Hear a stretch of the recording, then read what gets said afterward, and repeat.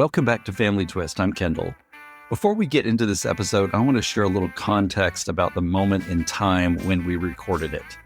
While Corey and I were sitting down with David Quint, our beloved 10-year-old miniature dachshund Frankie was in the hospital undergoing 2 surgeries.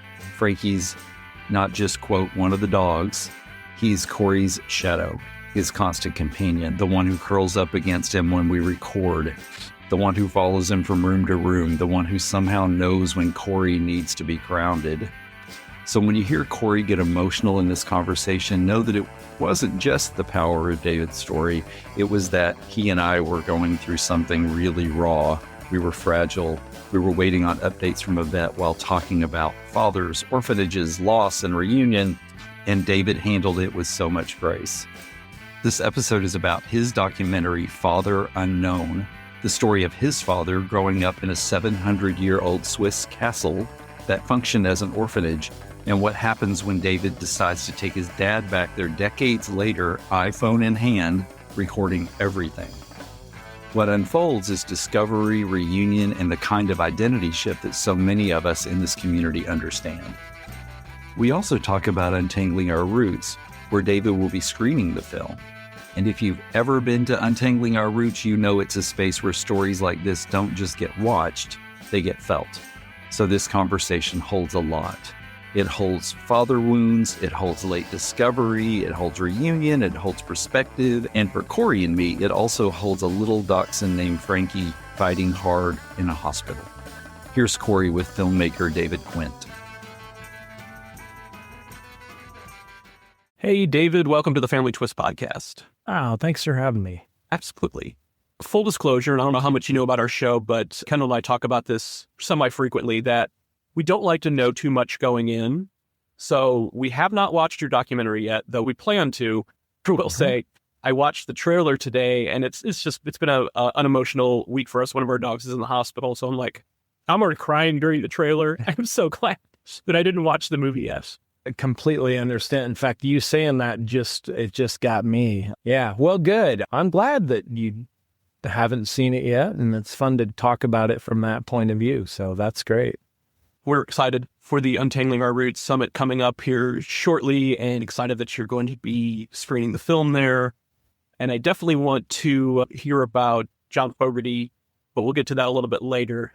Okay. But in the meantime, let's talk a little bit about your story and sort of the impetus for this documentary, which is obviously wildly different than the type of filmmaking you've been involved with in the past. That's exactly right.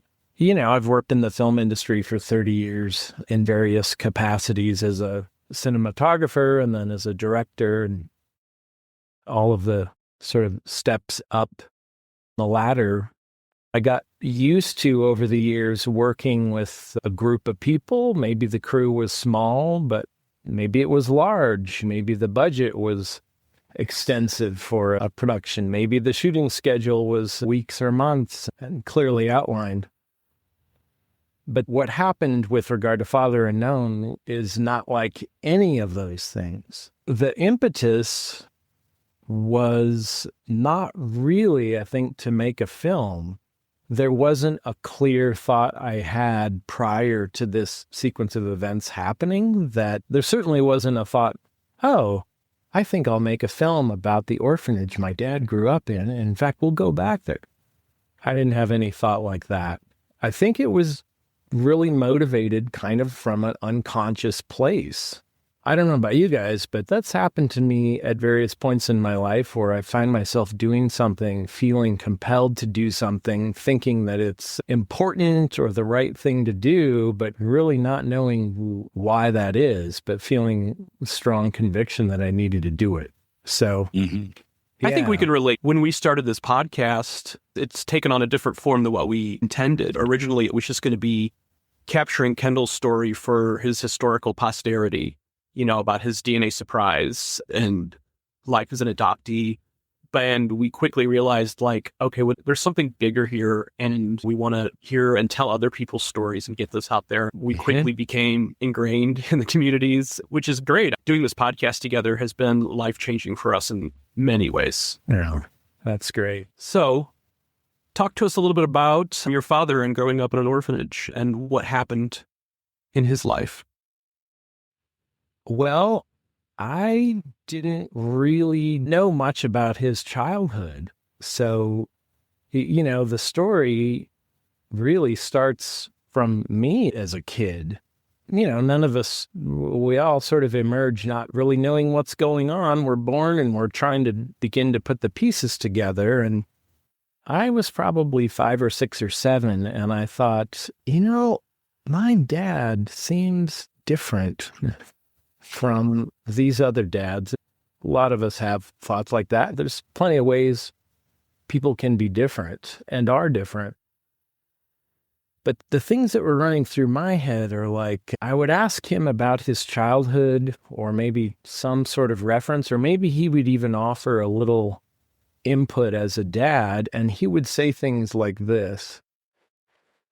Well, I didn't have my own room. Mind you, I didn't know he grew up in an orphanage. Mm-hmm. This was not clearly articulated. So there would be just these little fragments that he would say, like, my bed was next to 25 other beds, and we all slept in one room. Actually, the boys slept in one room and the girls slept in the other room. And, when you're really young, like I was, I'm like, was this summer camp? Yeah. What was going on? But he says Switzerland. Well, that's the other side of the world. So how did he get here? And, he would never really fill in the whole picture. And then, I remember once in a while, he would say, well, when we got really hungry and there wasn't food, we would slaughter a pig in the courtyard and then eat it. And I was a little older, and I thought, okay, I'm pretty sure no other dads or growing up are saying that to their kids. That seems, I don't know what to make of that. And then, every once in a while, when he would be referring to where he grew up, he would say, well, at the castle, we did this. And I would just be like, what? The castle? No dads are talking about the castle where they grew up. I was very confused the whole time. And our relationship was not very close, really, for as long as I can remember. It was distant, and he was very strict and stern and had these expectations that felt to me like they were unlike other families. Mm-hmm. And so I grew up feeling kind of confused and disconnected. And, my mother was there, of course, but she never intervened. I mean, she grew up in Chicago, so she was, quote, American. But she never would come in after a little moment like that and say, David, your dad grew up in an orphanage, and here's what happened, and, here's why he says those sorts of things. And so there was a lot of kind of silence around this.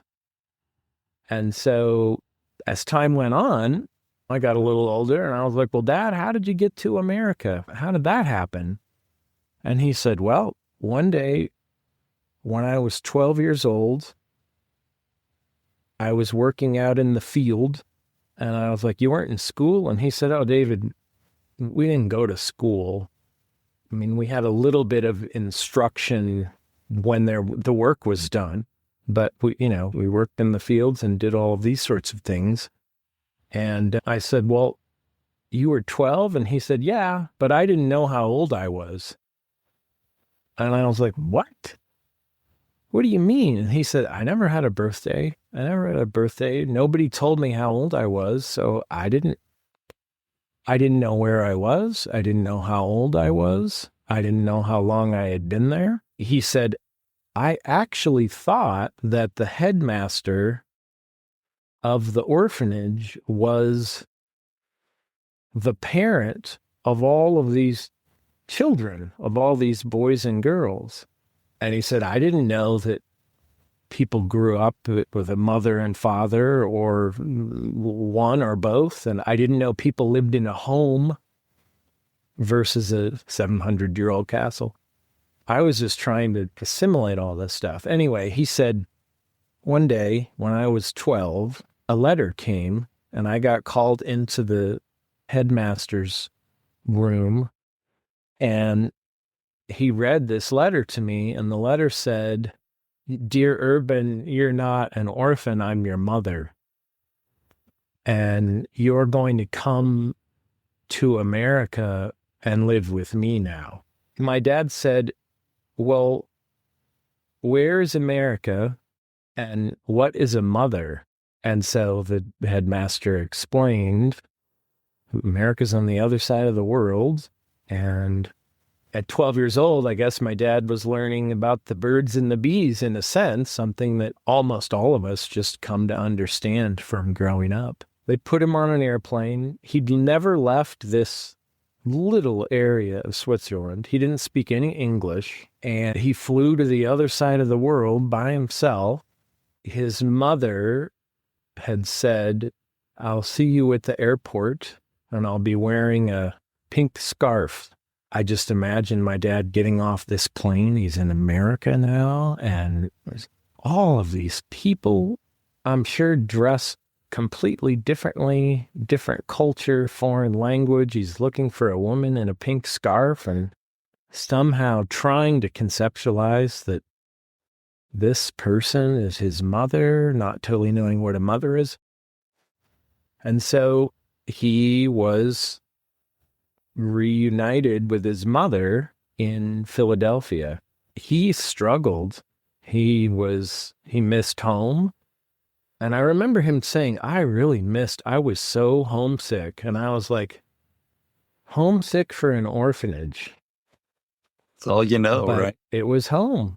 And, it was a lush green place. And now he was living in, the inner city of Philadelphia. And it was concrete and loud and noisy, and English was the second language, and he was put in school, and he struggled, and, he had a very difficult time adjusting. And so some time after he was reclaimed by his mother, he said, "Well, who is this man that was with us?" And she said, "Oh, that's your stepfather." And he said, "What's a stepfather?" And she explained that. And he said, "Oh, well, then who is my real father?" And I'm just using the language that he used because in terms of his familiarity, terms like late discovery adoptee or relinquished, he knew none of this. So, real father, which has an offensive quality to it, he didn't know that. He just said, "Well, who's my real father?" And she said, "Don't ever ask that question again. I will never tell you." And so he never did. And so he grew up, he continued to struggle, and he met my mother. They got married, and suddenly he was a dad, a man in a family who was a father and a husband raising two kids, me and my sister. Fast forward until I was in my late 30s and struggling and really never had any improvement in that relationship with him. I took my iPhone to their house one day, and I don't know why I did this, but I turned it on and I said, "Dad, why do you think we never talk about the orphanage? Why do we never talk about that?"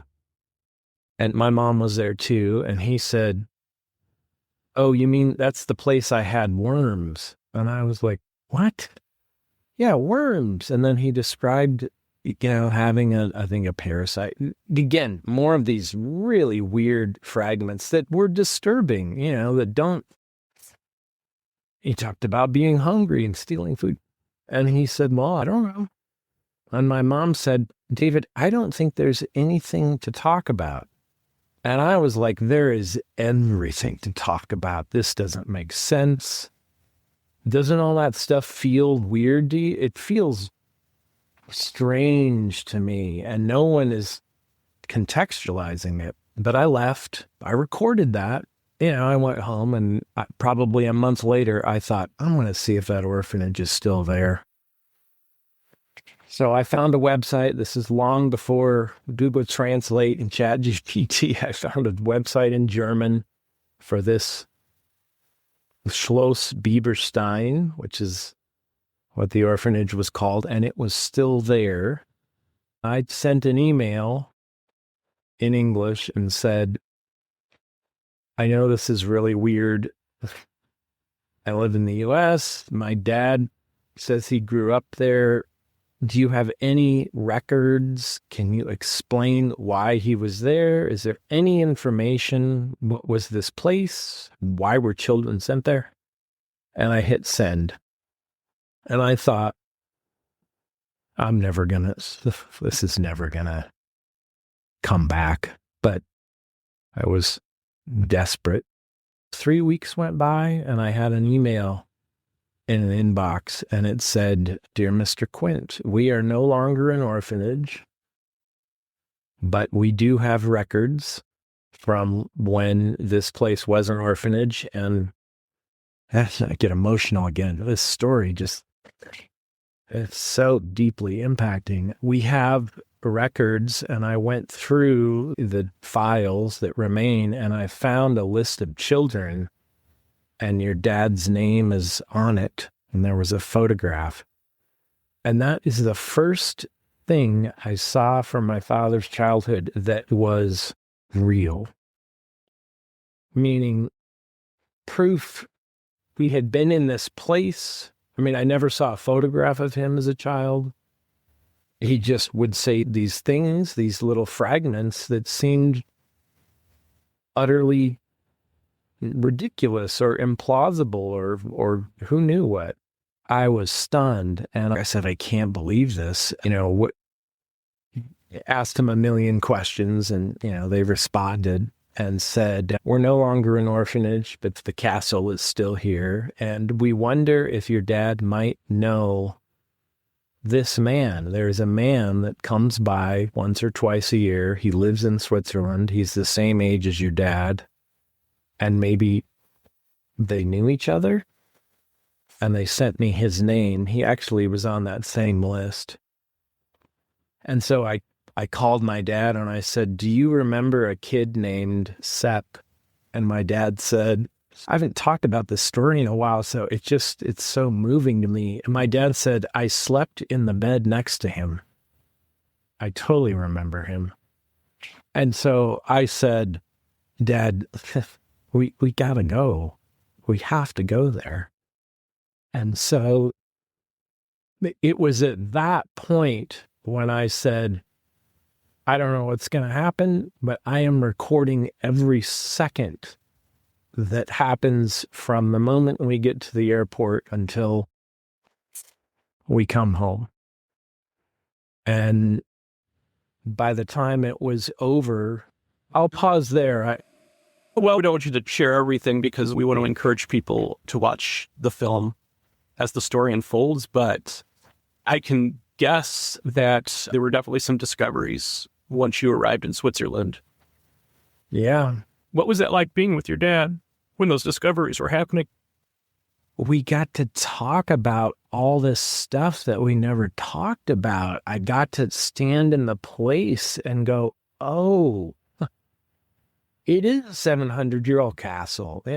He wasn't making it up. Like I'm there, I'm looking at it, and there's a courtyard, and there's a river and a big stone wall, and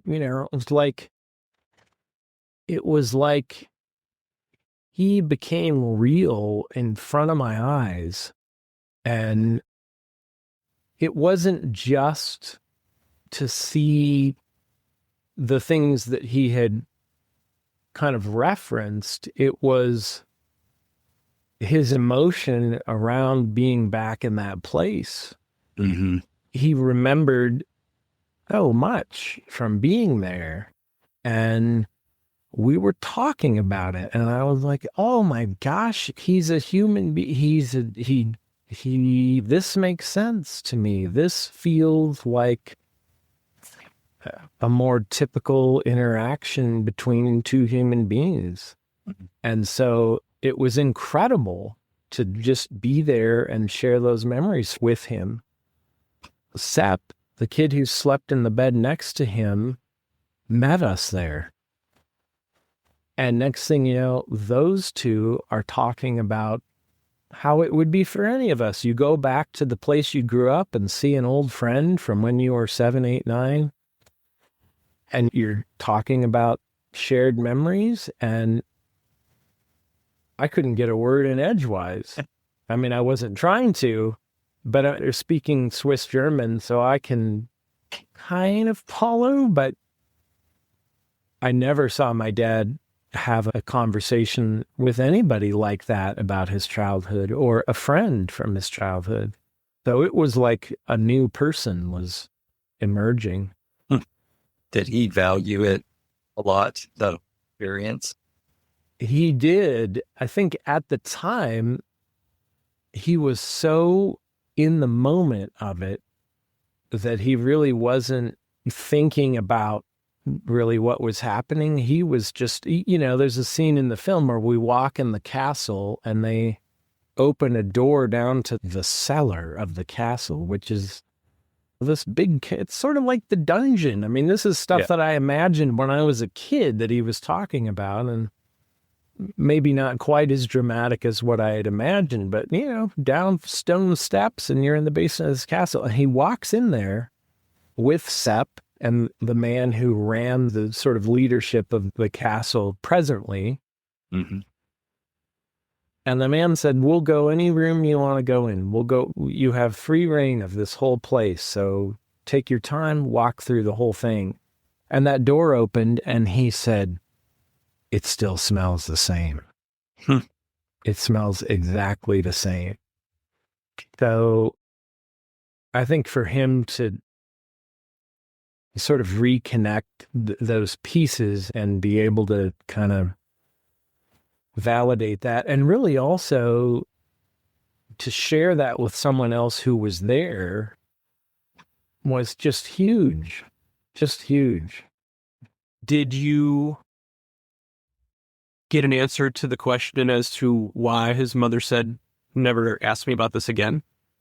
Yeah, we did. I'll say this. I think we were there for 10 days. And by the time that trip was over, we were standing on the doorstep of a brother my dad never knew he had. You just watch it happen in front of you because that's the way it happened. I don't want to take anything away from any reunion story. They're all incredible, and I find them all deeply moving regardless of how the pieces unfold. But the way this happened for my dad and I, there was no forethought, there was no planning, there was no connection with this long-lost family, and then a month to think about it. It happened so fast that you are just experiencing it in real time. And so the experience was just totally gripping. I mean, we were processing that for a long time after we came home because, which I think is also normal for any story like that, but it was so compressed that it was just incredible. Does answer the question of why your grandmother didn't also try to get your father's brother? He is a half brother, and yes, it does answer that. The whole thing is really revealed in front of you. It happens from a point of view of really my dad. I'm there would be no film, and I probably wouldn't have happened if I hadn't been there. But in a way, it's really not my story. I didn't grow up in an orphanage. But on the other hand, he wasn't compelled to go back and record this and try and get to the bottom of it. So it's really this woven together. What did this whole experience, the trip and making the documentary, do for the relationship with your dad? Completely changed it 100%. I understand my dad so much better. It's important to me to not sell a fantasy and say, oh, we went on this trip, or, maybe like a rom-com genre where the two people get what they want and it's happily ever after. But we're close in a way that is never happened before, and we've stayed that way consistently. Well, what an incredible I wouldn't trade that for them. Thing to go through together.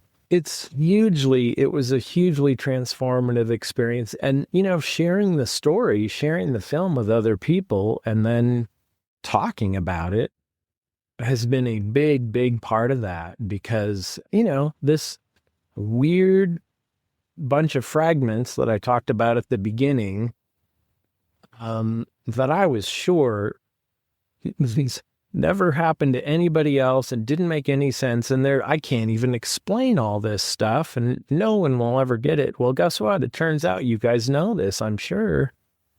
People totally get it. And maybe it's not a 700-year-old castle, but it's something else. And those fragments are, the details are different, but the themes are universal.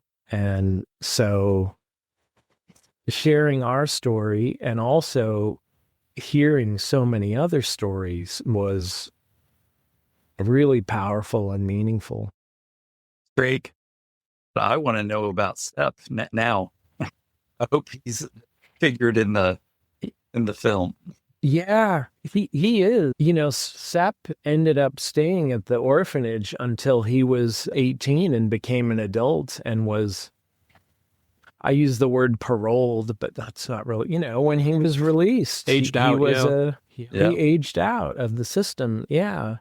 And of course, by the time we met him, he was a 68-year-old man or somewhere in there. And so he had a whole lifetime of putting together the pieces, trying to fill in the context and sort of understand where they had been and what had happened. And so for my dad to reunite with Sepp and then to benefit from all of the thinking that Sepp had done about it over the years was huge. And there's a scene in the film where it says, I remember the day you got the letter. And my dad said, you do? And he said, oh, yeah. We all thought you were so lucky because you got to go to America and you were going to get a family. And my dad said, I thought you all were the lucky ones because you got to stay here. Mm-hmm. It's all perspective, right? Yeah. So, totally. David, I don't know if growing up, if your dad was a fan of Creedence Clearwater Revival, but so music has always been a really important part of Kendall's and my relationship. I think most of our first dates from live concerts, including John Fogerty. Oh, cool. And when I hear a Creedence song, I think of my dad. And one of the ways that we bonded with Kendall's birth father when we found him and he would stay over the night with us. And one of the ways we would get him to calm down so we could go to bed was to listen to music together. And Creedence was one of his favorites. So having said that, you were part of the film crew for John Fogerty's 50th anniversary concert at Red Rocks. Were you able to experience that? Or was this you're on the job? Or were you able to realize what cool? That's such a great question. Well, it's tricky to answer. I wasn't familiar with John's catalog in any meaningful way prior to that. And so I wasn't going in with that context. But it was very clear to me, have you guys ever been to Red Rocks? No, I would love to see a show at Red Rocks. It is, you can see an act that you don't like at all. Pick one you are sure that you have no interest in. I've shot many shows there.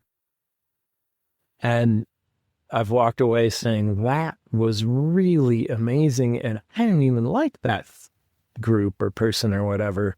But it was very clear as soon as that show started that something special was happening. And you can, you're outside, it's the summer, you're close to all of it. It's a sort of intimate gathering of, I don't know how many tens of thousands of people, but you can feel it in that venue.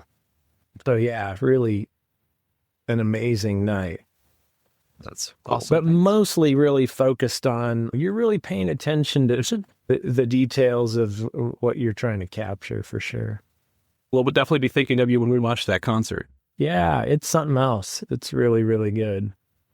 So that sort of naturally leads to our traditional final question of the podcast, going back to like how important music is to us. When you were growing up and having these struggles, getting to know your father, or when you were going through this process of making the movie, editing the movie, was there a song or an artist that you leaned on? Oh, gosh. I'm surprised that that leaves me speechless, because I love music so much. Music and films, stories are just lifeblood for me. I don't think I have a good answer to that. No worries. I mean, this is your dad's story. So it's not, usually when we're asking people this question, it's like when you were going through the fog and processing the trauma. And I think that, that helps spark, people. But, I imagine it's probably going to be difficult to come up with what were you listening to on the radio when you couldn't get your dad to say more than 5 words.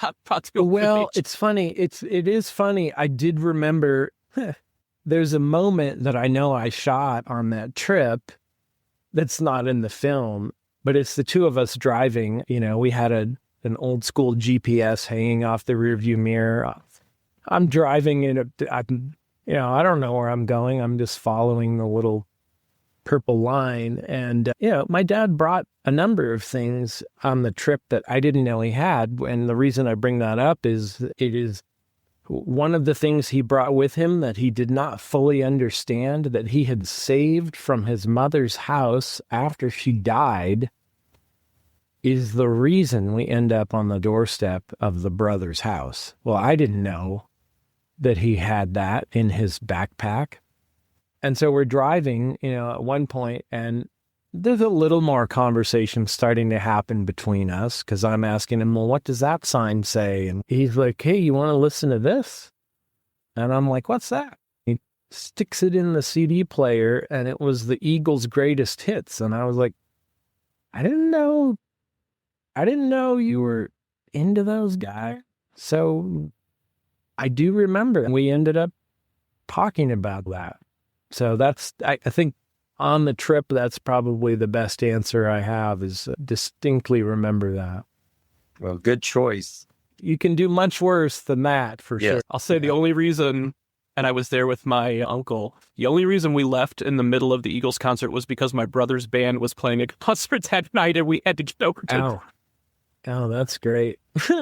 Well, David, I apologize for being so emotional during this, but...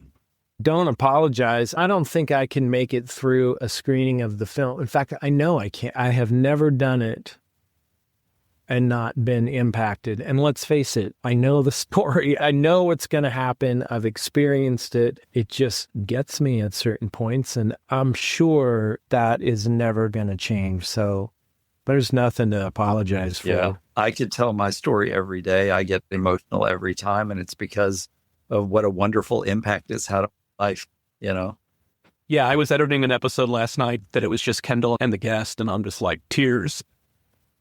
Because Kendall's getting emotional talking about his adoptive father, it's just, the feels never go away.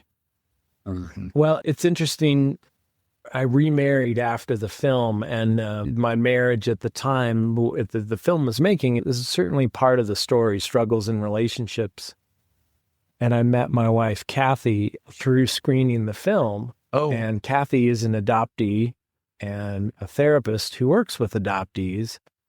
And whenever she tells her story to someone who asks, I am gripped and swept away, and, completely different story set in Oklahoma and totally different details, but it gets me every single time, and I'm sure that won't change. And if I heard any of those stories, I don't have immunity to hear that, because it's just so impactful and important. Yeah, I'm sure there's going to be lots of boxes of tissues around at that convention in Atlanta. It's funny, we early on that some of the producers and I talked about, corporate sponsors relationships, and somebody in a meeting said, we should talk to Kleenex because it is every single time there's not a dry eye in the house. Yeah. And I don't want to go off on a big tangent, but orphan stories are so often at the root of superhero films. This archetype is frequently used to elicit quick sympathy and empathy from audiences. And so you would think Kleenex would go, geez, like how do you get something more compelling than that? I'm not sure you do, And it's a heck of a lot more interesting than I'm using a Kleenex because I have a cold. For sure. All right, we'll put that under the universe. I love it. Yeah, that would be great. Well, David, thank you so much for coming on and being so open and candid. Looking forward to meeting you in person in March.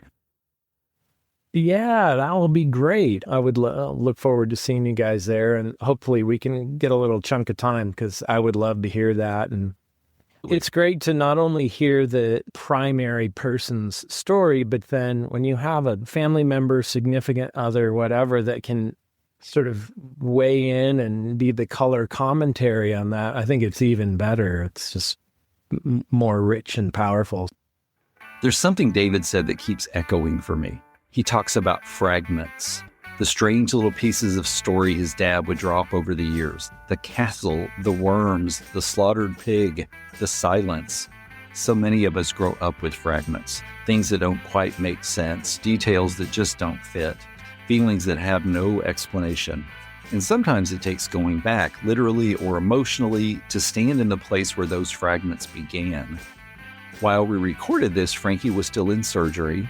Corey was trying to stay present, but his heart was in that hospital room.